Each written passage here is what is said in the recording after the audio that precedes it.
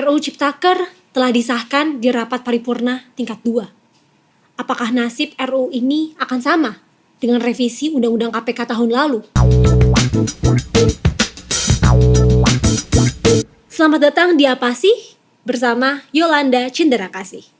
Hari Sabtu 3 Oktober 2020 malam, tepatnya pukul 21 waktu Indonesia bagian Barat, Balik DPR dan pemerintah telah menyepakati hasil pembahasan RUU Omnibus Law Cipta Kerja.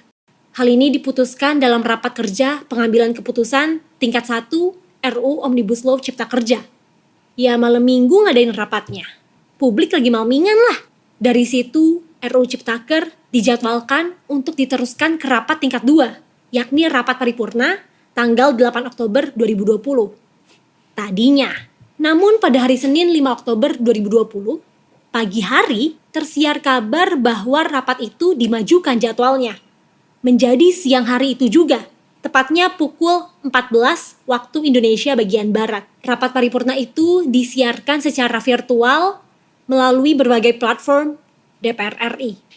Dan berlangsunglah rapat paripurna DPR RI pada pukul 15 waktu Indonesia bagian Barat. Rapat ini dipimpin oleh M. Aziz Syamsuddin, Wakil Ketua DPR RI.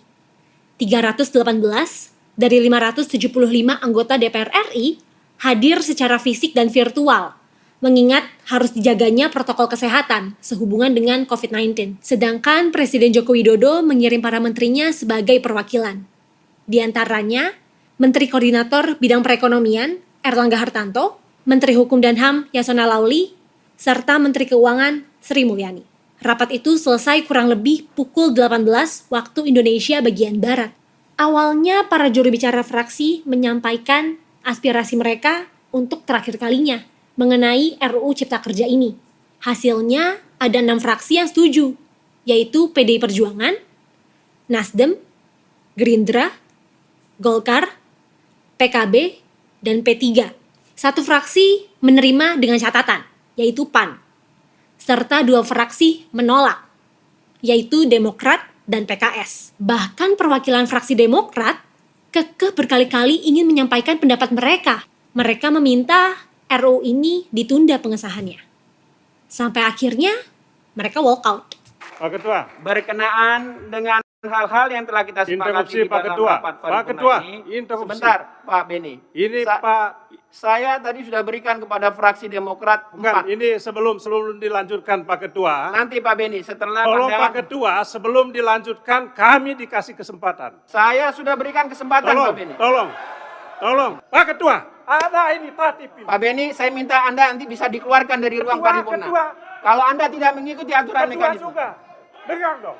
Dengarkan ini. Saya minta interupsi. interupsi Anda nanti setelah. Saya interupsi. Tidak, saya ngatur di dalam rapat ini. Pak Interupsi Ketua. akan kita terima setelah pandangan dari pemerintah. Pak Ketua, sebelum pemerintah yang sangat saya banggakan dan hormati, kami dikasih kesempatan. Saya sudah 1 menit.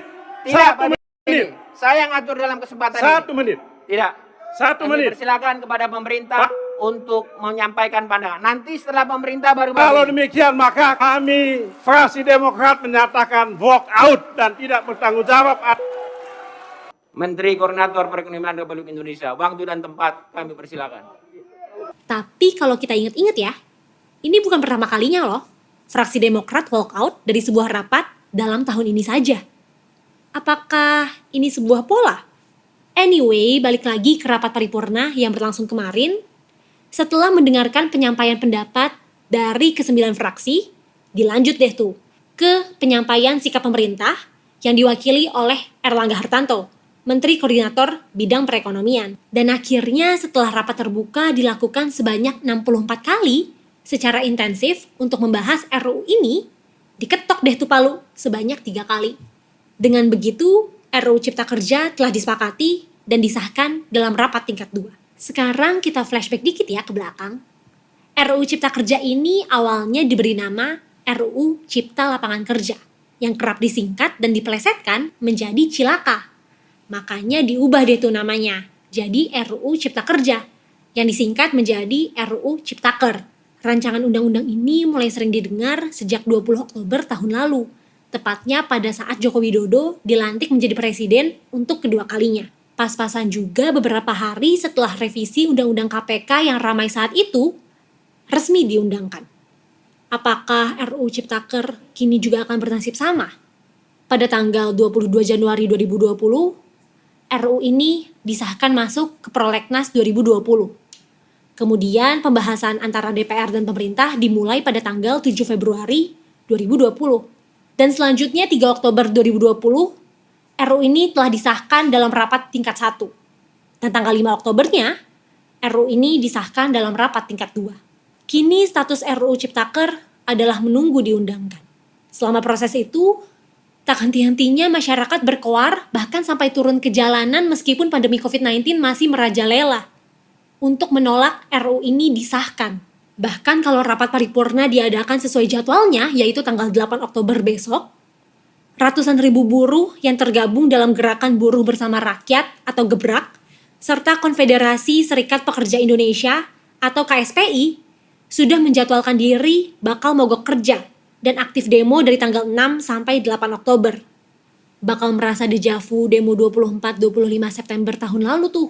Awalnya dikatakan rapat paripurna ini dipercepat karena pertanggal 6 Oktober 2020, gedung DPR akan di-lockdown, mengingat bertambahnya jumlah anggota DPR RI yang positif COVID-19. Tanggal 5 kemarin aja katanya ada penambahan 11 anggota DPR yang terinfeksi. Dan menjadikan totalnya ada 40 anggota DPR RI yang telah terinfeksi COVID-19. Namun kabar yang dikonfirmasi terakhir mengatakan memang awalnya gedung DPR mau di-lockdown.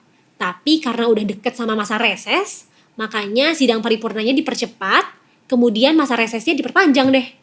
Jadilah per 6 Oktober ini, DPR berada pada masa reses selama 1 bulan. Mereka baru bakal ngadain sidang lagi tanggal 8 November nanti. Sidang paripurna kemarin adalah penutupan masa sidang kali ini. Pinter juga taktiknya ya. Kalau gedung DPR kosong kan, masyarakat mau demo juga bingung. Masa orasi ke gedung? Mungkin ini yang bikin para buruh akhirnya malah melancarkan aksi mogok nasional. Beberapa cuitan yang populer di kalangan masyarakat juga tidak bernada positif atas sikap gerasa-gerusuk pemerintah mengesahkan RUU ini, sembari abainya mereka terhadap suara rakyat. RUU Cipta Kerja ini menggunakan metode Omnibus Law. Makanya pembentukan RUU ini bisa dikatakan sangat kuat dan kerap disebut sapu jagat karena mempengaruhi banyak undang-undang yang telah ada sebelumnya. Dengan satu revisi ini diundangkan, akan ada 76 undang-undang lain yang akan ikut berubah dan kena dampak. Ke-76 undang-undang itu terbagi dalam 11 klaster. Salah satu klaster yang menjadi sorotan dan kerap didemo sana-sini adalah Undang-Undang Ketenagakerjaan. Alasan pemerintah membentuk RUU Ciptaker adalah untuk membuka lapangan kerja dan menarik investasi asing untuk masuk. Seharusnya ini meningkatkan kesejahteraan dan melindungi para pekerja dan buruh Indonesia. Namun yang dirasakan justru sebaliknya. Banyak poin yang disorot dan dikeluhkan oleh masyarakat. Contoh beberapa poin yang diperjuangkan para buruh saat berdemo adalah PHK yang dipermudah, tidak adanya denda bagi pengusaha yang terlambat membayar upah, ada pesangon yang dikurangi, salah satunya kalau pekerja meninggal dunia, maka tidak ada pesangon yang diturunkan ke ahli waris. Sampai masa cuti karyawan yang tidak lagi diatur oleh pemerintah. Bahkan cuti hamil, cuti keguguran, atau cuti haid hari pertama untuk para perempuan pun yang tadinya diatur dalam Undang-Undang Ketenagakerjaan nomor 13 tahun 2003, kini tak pasti bagaimana nasibnya. Menurut pandangan masyarakat, rancangan Undang-Undang Cipta Kerja ini malah lebih berpihak kepada pengusaha dan penguasa, selaras dengan memberatkan dan membebani para buruh. Poin-poin tadi sudah berkali-kali diteriakan, dan kita boleh yakin pemerintah pasti sudah mendengarnya dengan jelas. Draft yang disahkan kemarin berisi 15 bab dengan 185 pasal.